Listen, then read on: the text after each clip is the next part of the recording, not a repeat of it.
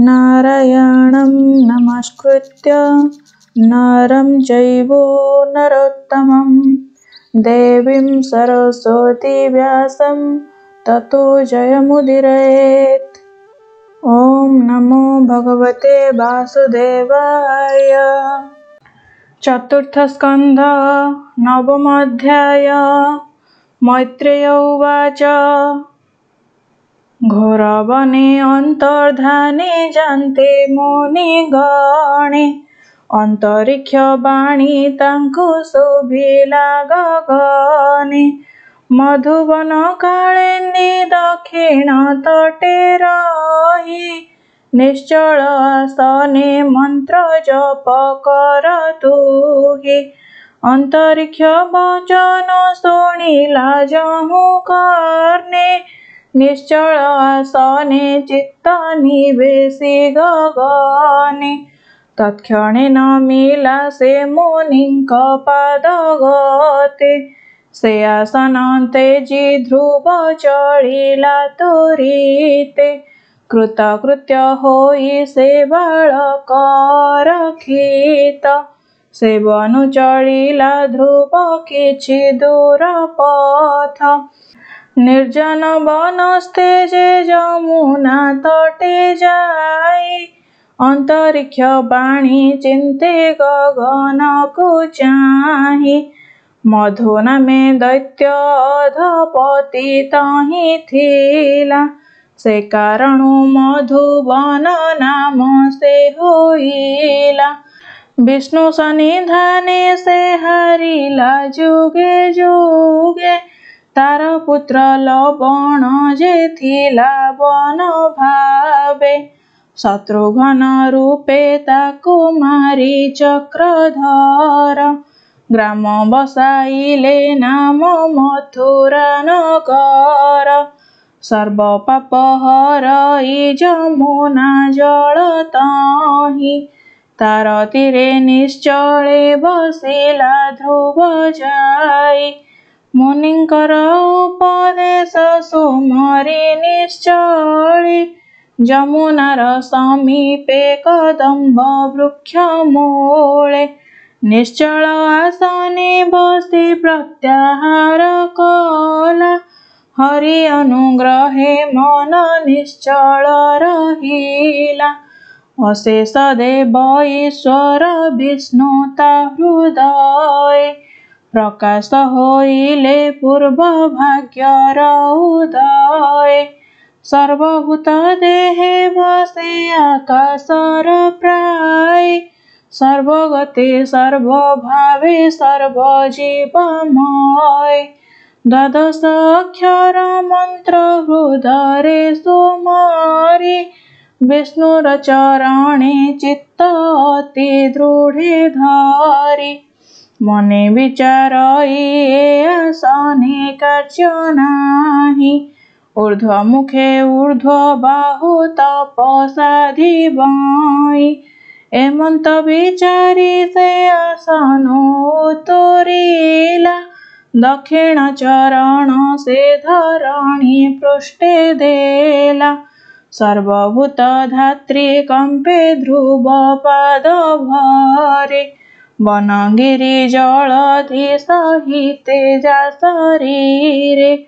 वाम पाद अंगुष्ठ अग्रे भर देई वाम जानु उपरे दक्षिण पाद थोई। पादर अंगुष्ठे ध्रुव निश्चले रहिला ध्रुवर चरण भरे अवनि कंपिला। पर्वत कानन आदि जलधि सहिते कंपई धरणी रंभा पत्र जेह्ने बाते। दश दिग कंपिला कंपिले दिगपाळे देवंकर विमान कंपिला अंतराळे। जम आदि देव गण परम आकुळे इंद्रर सहिते बसी चिंतिले सकाळे। विचारन्ति ध्रुवर तपस्या भग्न काले तेबे निज अधिकारे रहिबा निश्चले यद्यपि एहार तप रहिब निश्चल चतुर्दश लोके नाही काहारी कुशल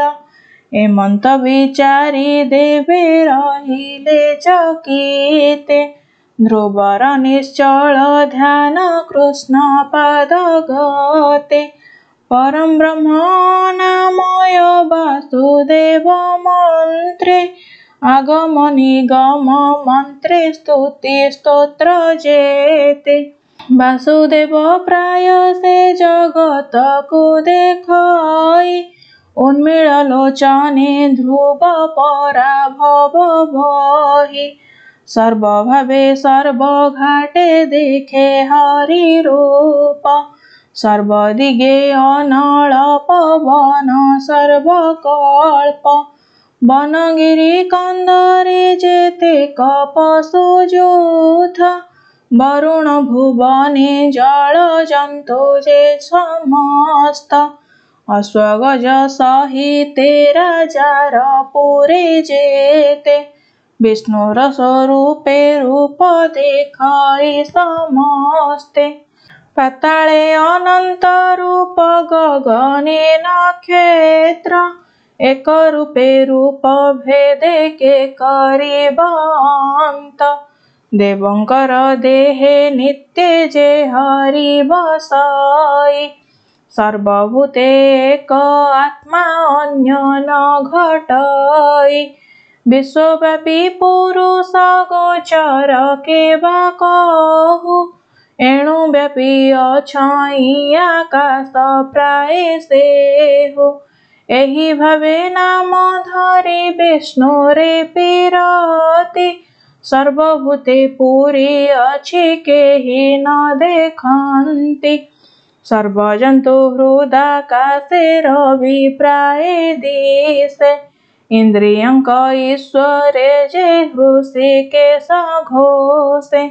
जହାର भकत जन प्रलयेन नाशे एणु ए अच्युत नाम सर्ववेद घोषे चराचर विश्व भावे होइए विश्वासे एणु विश्व भाव नाम सर्व उपदेशे ध्रुवर नयन विष्णु पादे लीन गला श्रुति जुग नयन विष्णु पादे लीन गला श्रुति जुग विष्णुर सबदे आश्रय कला वचन रहिला विष्णु चरित वर्णिला विष्णु पाद पद्म गंध चरित वर्णने विष्णु पाद पद्म गंध नासारंध्र घ्राणे हस्तवेनी सेवा भावे होइले अर्पित पद जुग गोविंद भकते उपगत चर्म इंद्री रोधिला प्रसाद रसरसे शीत घर्म न लागिला विष्णु उपदेशे शब्द स्वर सरस रूप गंध जेते विष्णुर चरणे लीन होइले समस्ते वाक्यपद पाणी लिंग मूलाधार आदि निश्चले रहिला ध्रुव जोगरे सन्निधि तार घोर तप तेजे सर्व तेज लीन अग्नि सुधाकर वायु आकाशे तपन सर्वजीव जड़ मत ध्रुव तेज भरे ध्रुव तपे पृथ्वी घूरे मंडल आकारे निर्मल शीतल जल नदी बहन्ति मदसित गंध गुणे पवन चलन्ति जेते रूप गुण जेते सुंदर त्रिलोके सर्वलीन होइले सुनीति पुत्र मुखे समीरण बहे जे ध्रुवर देहे लागे से वायुस्पर से सर्वदिग सौभाग्य अशेष शबद घेनी गगन निश्चले आश्रय करी रहिले ध्रुवर कर्णमूले भूमि आदि ध्रुवर शरीर पंचभूते निश्चले रहिले तप बलर आयते ध्रुव तप देखिण पवन विचाराई मोर दर्प तप बळे सहरी बएहि एहार तपस्या भंगे मुहि क्षमनोहे एणु करी ध्रुव अंगे शीत उष्मे बहे अपसरा गणे चाहि ध्रुवर बदने अन्यो अन्ये संभ्रमे कहन्ति दुख माने युवा जनकर जोग तप आम्भे गंजी ए बालक चित्ते काहू पारिबानी मजी काम क्रोध अछंती जे आमर संगते केही न पारिबे पसी बालक चित्ते तदन्ते सकल देवे इंद्र मुख चाहि बोलन्ति संभ्रम चित्ते सिरे कर देई कि बुद्धि करिबा एबे कह देवराय ध्रुवर तपस्या भंगे नाही कि उपाय मुहूर्ते रहिला इंद्र देव वाक्य शुणी तपभंग निमित्त उपाय मने गुणी इंद्र कहे स्वभावे बालक देह धरी भयंकर भूत आदि देखी अवडरी भयंकर रूप देखी बालके डरन्ति अन्य किछि उपाय न हेब एहा भीति आसुरी माया रे जेबे भंग करि पार निश्चय भुंजीब तुम्भे जे अधिकार स्वभाव बालक बसे अछि घोर बने अन्यथा उपाय नाही तप उच्चाटने एमंत विचारी जे आसुरी माया बळे नाना भयंकर रूप ध्रुव को बेढ़िले भूतगण धाइले भीषण रूप धरी लह लह जिह्वा कळ कळ नाद करी डाकिनी स्वभावे रूप अति भयंकर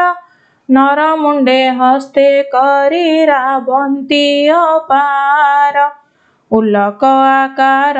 उष्ट्र खर रूप धरी लंब ग्रीवा शिर पाद बदन विस्तारी भूमि दंताघाते तरुल्लोल करन्ति विकट दशने वक्र मुख के करन्ति केबा तरुपाणीण भूमि रे पीटन्ति अति अस्फालने ध्रुव निकटे मिलन्ति वृषभ आकारे तीक्ष्ण शृंगे भुविदारी मनोज वेधामन्ति उन्मत्त रूप धरी सर्वरूप धरी फणा उभारन्ति बळे लह लह बेनी जिह्वा बुलाई चंचले फुफु करी विष कणा जल दृष्टि प्राय ए रूप ध्रुव समीपे मिलिले थोकाए महिष आकारे गिरि शृंग अग्रे धरी उपाड़न्ति कोप भरे लांगुली भूभारी भूतगणे धामन्ति विस्तारी महाकाय बेनिपाद दिशन्ति खर्जूर वृक्ष प्राय मुख विस्तारन्ति किबा भाकिबे गगन नासा अग्रे बहे ऊन पंचाश पवन उल्लुक आकारे पुणी फुफु नाद करी हृदय कंपाई ध्रुव निकटरे मिले पिशाचे धावन्ति भयंकर रूप धरी बामे छिन्न शिर दक्षे खड्ग भारी अग्निनाशा महाहनु कराळ दशनी ध्रुवर समीपे जे मिलिले घोर बने बेनिशाळ वृक्ष बेनि करे उपाडन्ति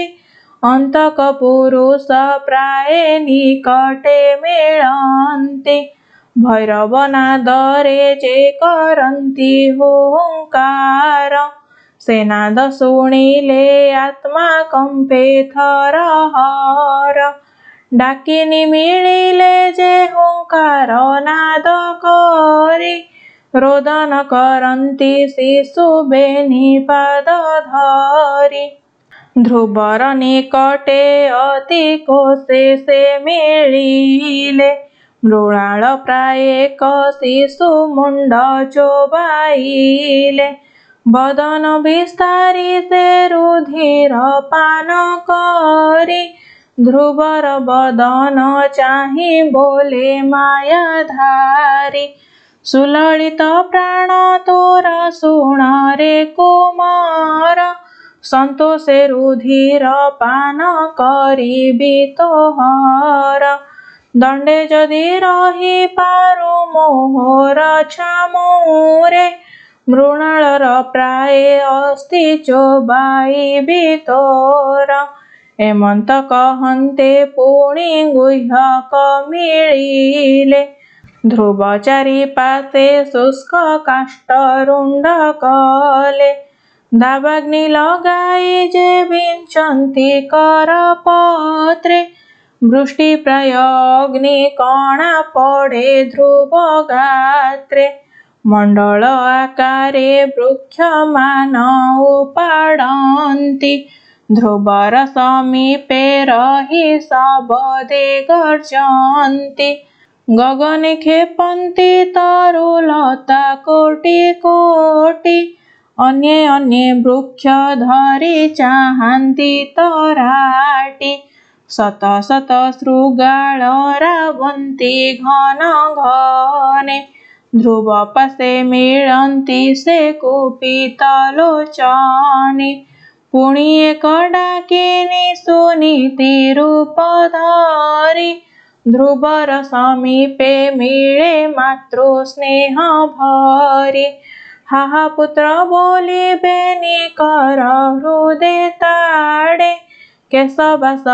संभाळ पुण पुण पड़े बहु माया विनिर्मित चाटु वाक्य कहे जननी बालक भावे केहुता बासहे अत्यंत कारुण्ये पुत्र स्नेहे से रोदन पुणी स्थिर करी चाहे ध्रुवर बदन तुही मोर एक पुत्र संगे केही नाही केवल तोहर ध्याने प्राण मुधरई तुही मोर रक्षक तोर तहु आन नाही तोर बनगमनीय ज्ञान मोर देहि तोर बिनु मरण निकटे मोर मिले काल सर्प प्राय मोते निरंतर जाळे तोहर उद्देश्य मु अनेक ग्राम पूरे खोजी न पाइली बला अनेक प्रकारे बनगिरी कंदर पाटणा पूरे खोजी प्राण रक्षा करई उदक पत्र भुंजी जेउ दिनु मोर पुरु होइबु बाहार नित्य लुह स्रवई कंठरे हाहाकार जेते दिन तोहर बिहुने थिली मुहि सपत्नीर बचन मुन पारई सही दावाग्नि जे सने बन दहे अति बळे मोर प्राण दहिला सपत्नी वाक्यानळे निद्रा उजागर मोहि न जाणई किछि शयन भोजन पान किछि न इच्छे रात्र दिन जोगी प्राय करे तोते ध्यान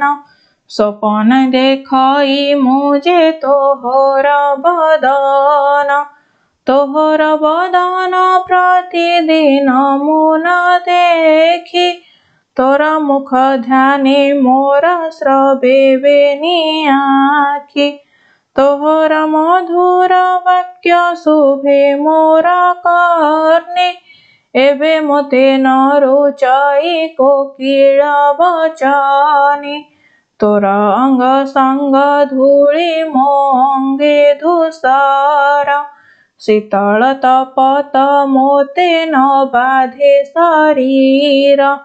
केते वनगिरी जे सरित सर कूले भ्रमुअछि रात्र दिवा तोहर बिकले तते न देखिले मोर होइब मरण अंतर्गत नळे दहई रात्र दिन चरण चालिबा मो विवर्ण देख बळा स्वभावे रक्ति माथिला एबे देख कळा ध्रुव बिनु अध्रुव देखई विश्व मोहि अंधकार दश दिश किछि न दिशई नित्य डाक हे उधाता रख मोर प्राण ध्रुव घेनी तोर पादे पशिली शरण तुमोर अंधर जष्टि देख पुत्र मुख पुत्र को उदरे धरि पाउअछि दुख तोर अंग सुकोमल बाहु सुललित बाबू ए दारुण तप कलु विपरीत दुष्कर साधन तपति गुरुतर कर्म साध्य पुरुष को अटई सुंदर अल्प लोके कर्म साध्य केबे हेनु हाई न जानी दुस्सह कर्म किंपा भुंजु तोहि सुलक्षण तनु तोरा स्वभावे सुंदर राज ऐश्वर्य भोग तोते नुहे दूर ए बाल बयसे तोर खेळ निरंतर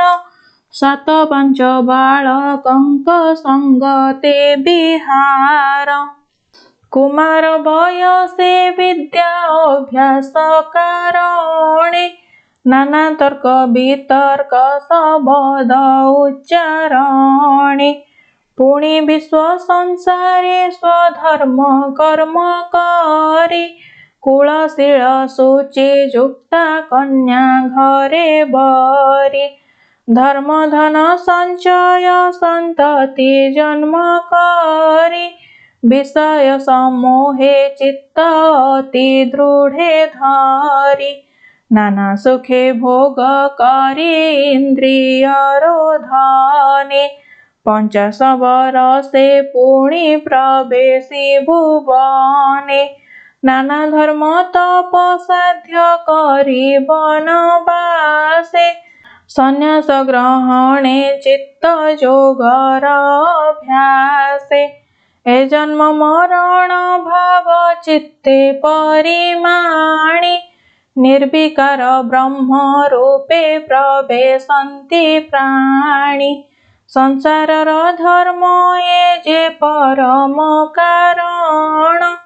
ए मोर वचन पुत्र सावधाने शुण बाल्यकाले तपसाधि सिद्ध नोहे केबे चित्तवृत्ति अतिशय सचंचल जेबे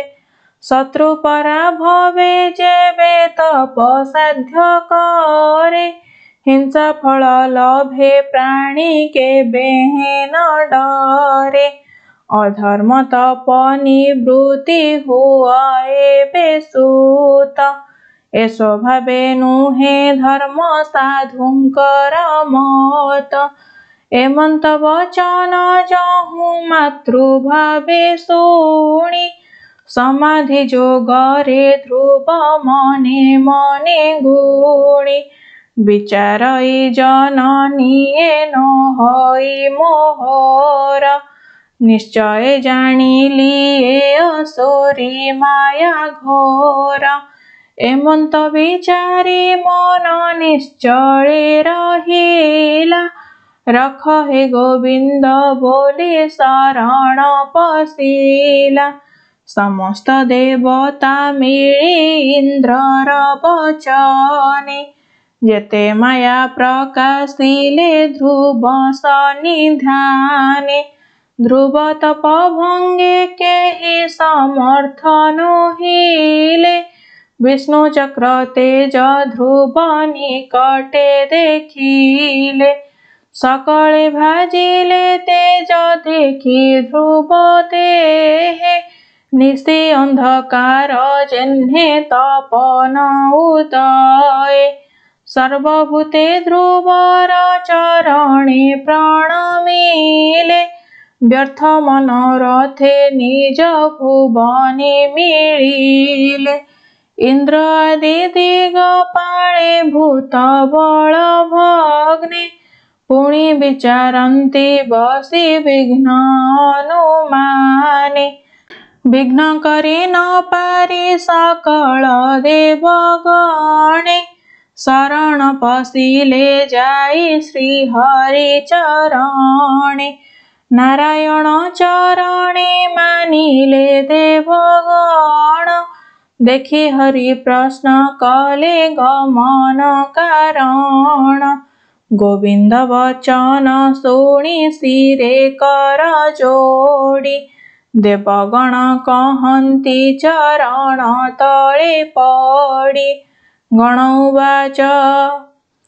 उत्तान पादर पुत्र ध्रुव तपबळे समुद्रगिरि सहिते धरणी कंपिले आम्भे रही न पारिलु गगन मंडले तार तपे कंपिले सकल दिगपाले त्रिलोक्य सकले केहि न पारिलु रही न जाणु काहार पद मने से वांछई मैत्रेय उवाच एमंत वचन से देवंक मुखु शुणी अधमुखे हर से रहिले चक्रपाणि ध्रुव तपेहि न तेज देखि देवगण हर से कहन्ति ध्रुव तपर कारण भगवान उवाच मोहर वचन एवे शुण देवगणे जे निमित्ते ध्रुव तप करई अरण्ये पिता जानु आरोहणे ध्रुव इच्छा कला ताहा देखि मातृ सपतणी झिंगासिला तार वाक्य कुली सरे हृदये दहिला मातार वचने ध्रुव तप आचरिला घोर तप बळे ताकु आम्भे वर देवु त्रिलोक उपरे नेई ध्रुवे बसाइबु तुम्भ अधिकार प्रयोजन नाही तार निश्चिंते गमन देवे कर निज पूरा विष्णु भक्त प्राणी विष्णु प्राय देखे सर्व केबे हे अपर बल न करई खर्ब तार तप देखी कोप न करिब चित्ते निरते रहिब सर्व प्राणींकर हिते आंभर आदेशे ध्रुव स्थाने से बसिब तुम्भ दिगपाल पद निश्चले रहिब। मैत्रेय उवाच एमंत विष्णुर वाक्य शुणि सावधानी निजपुरे दिगपाले गले तो समनि सुख कहे शुण परीक्षित नृपमणि ध्रुव तपे तारे दया कले चक्रपाणि गरुड़ आसने बसी चतुर्भुज रूपे कालिंदी तटे मिलिले ध्रुवर समीपे मधुर वचने किबा अमृत बरसे सर्वदेव देखुछन्ति विस्मिते आकाशे ध्रुव को अनाई हरि प्रसन्न बदने तपतेज शांति कर अमृत वचने। भगवान उवाच वर माग प्रसन्न होइली मोहितते तपि गणे श्रेष्ठ तु होइलो सर्वमते बालक शरीर तोर अति सुकुमार किं पावन बासे तोर तपस्या कठोर एमंत वचन विष्णु मुखु शुणि ध्रुव कठोर समाधि छाड़ी बहे मृदु भाव अमृत समान विष्णु वचन शुणिला उन्मील लोचने ऊर्ध्व मुखे अनाइला इंद्र नीलमणि रूप गगने प्रकाशे नीलोत्पल समूह की दिशे दश दिशे गगन मंडल सरोवर प्राय होई लक्ष्मी देवी कटाक्षे की जगत मोहई कादम्बिनी मध्ये जेन्हे चपला विराजे दिव्य सरोवर किबा नीलोत्पल साजे अग्रते देखई पीताम्बर परिधान आकाश मेरुरे हेम बेष्टित जेसन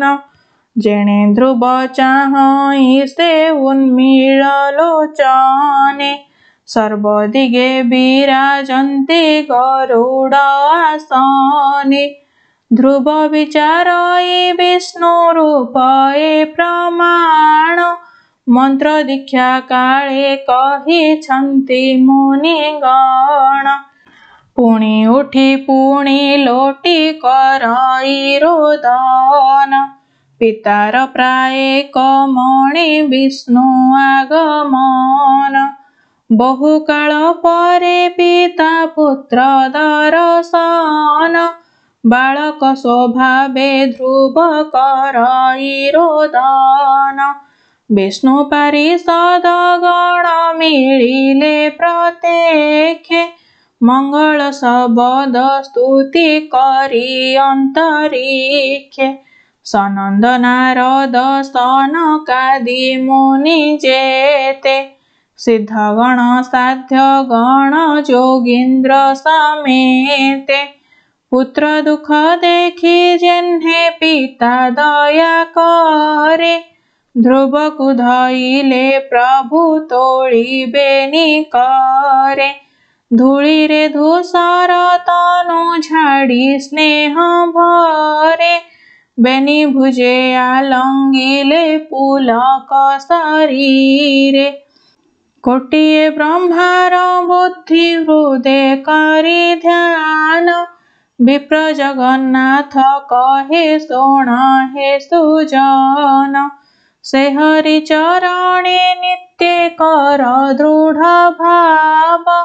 भक्ति बोईते भव संसारो तरीव। इति श्रीमद्भागवते महापुराणे पारमहंस्यां संहितायां ध्रुवचरितं नाम नवमोऽध्यायः।